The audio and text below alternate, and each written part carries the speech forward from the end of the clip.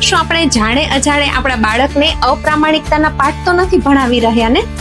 એક પિતા પોતાના બાળકને સાયકલ પર સ્કૂલે મૂકવા જતા હતા અને રસ્તામાં બેલેન્સ ગુમાવવાથી એક ત્યાં રસ્તા પર સાયકલ પડી હતી, એની સાથે અથડાઈ જાય છે અને જે ઊભી હતી સાયકલ એના પર દૂધની 2 બરણી લટકાવેલી હતી અને દૂધ બધું ત્યાં ને ત્યાં ઢોળાઈ જાય છે. આજુબાજુ કોઈ નહોતું એટલે બાળકે એવું કીધું, ચાલો ને પપ્પા આપણે જતા રહીએ, અહીંયા ક્યાં કોઈને ખબર છે. છતાં તેના પિતા દૂધવાળા ભાઈની રાહ જોઈને ત્યાં જ ઉભા રહ્યા.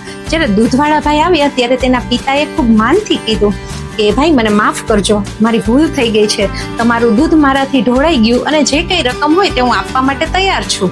એટલે દૂધવાળા ભાઈએ આશ્ચર્યથી પૂછ્યું કે સાહેબ આ રસ્તા પર કોઈ નહોતું તોય તમે મારી રાહ જોઈ? ત્યારે તેના પિતા કહે છે કે મારો દીકરો મારી સાથે છે ભાઈ, હું એને મારા મોઢે ગમે એટલા ઈમાનદારીના પાઠ શીખું, પણ જો આજે હું અમારી જવાબદારીથી ભાગી જાઉં ને તો ક્યારેય તેનામાં પ્રામાણિકતાના સંસ્કાર ન આવે. એટલે આ સાંભળી દૂધવાળા ભાઈની આંખમાં આંસુ આવી ગયા. તેણે કીધું કે સાહેબ દૂધ તો 500 રૂપિયાનું હતું, પણ તમે મને આજે લાખ રૂપિયાનો જીવનનો મોટો પાઠ શીખવી દીધો.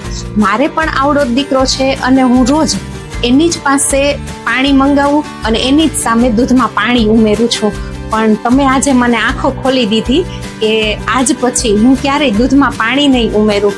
જોયું, એક પિતાની સચ્ચાઈએ માત્ર પોતાના બાળકને જ નહીં પણ સામેવાળી વ્યક્તિનું પણ હૃદય પરિવર્તન કરી દીધું. આપણે યાદ રાખીએ કે બાળકો આપણી વાતોથી નહીં પરંતુ આપણા વર્તનથી ઘડાય છે.